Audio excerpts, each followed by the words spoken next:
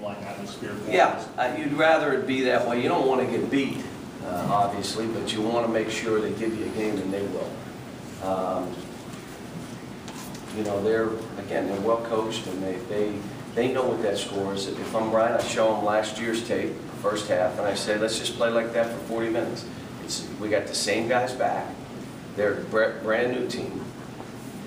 Play like you did for 20 minutes. And we're going to give them a game, and they can, and they will. It should be a good game.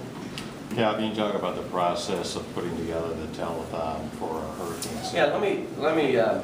You know, as you sit and you watch all the thing, I have many friends from Jersey and New York, and called a bunch of people to make sure they were all right. And you sit there and think, what can you do? How can you help? And a lot of times you need a nudge. Last year, a few years ago with Haiti, I got a nudge where a guy calls me and says we have to do something. This year, Wayne Martin called me, and he said, Cal, you know, are you thinking about doing anything for the victims of this horrible storm? And I said, I've been thinking, and we're trying to figure out. He said, why don't we do what we did a year ago? And so we started the process yesterday. We're going to do it Wednesday. We'll do it for an hour. The phone banks will be open for 24 hours. We've got some great ideas of things to either bid on or, you know, you give it this amount of money. We have some different things. Last year we had, or when we did it with Haiti, 70,000 calls came in. They couldn't take them all. 2,000 got answered. So we're going to hope to have it so that whoever calls in, that phone will be answered somewhere. And we have matching funds. Right now, I don't want to give you the total number, but it's well into 6 figures that we have together that, you know, I made phone calls and commitments from people so that when people give money, it will be matched by another donation. So again, you know, this was devastating. When I saw the stuff in Queens, you know, it reminded me of the neighborhood I grew up in and the people that I grew up with.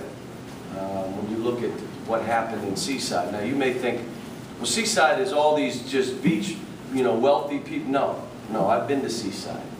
I've been to Ocean Beach, Levelette, Ortley Beach, all that area. Those are working class people who those properties in most cases were passed down. They were all fishing communities.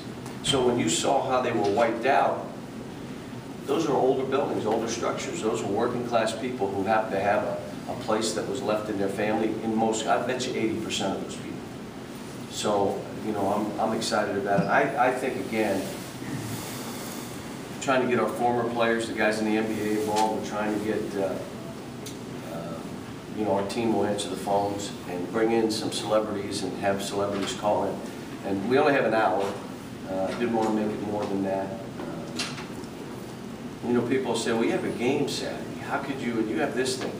Well, when you're in the seat of it, that is true.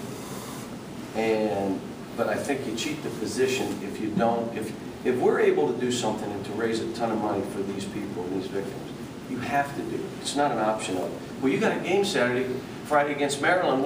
Isn't that a bit? Yeah, it's big. I know it is. But I think that what we're doing here is bigger. And what we're doing and what we're letting our players understand, it's bigger. One last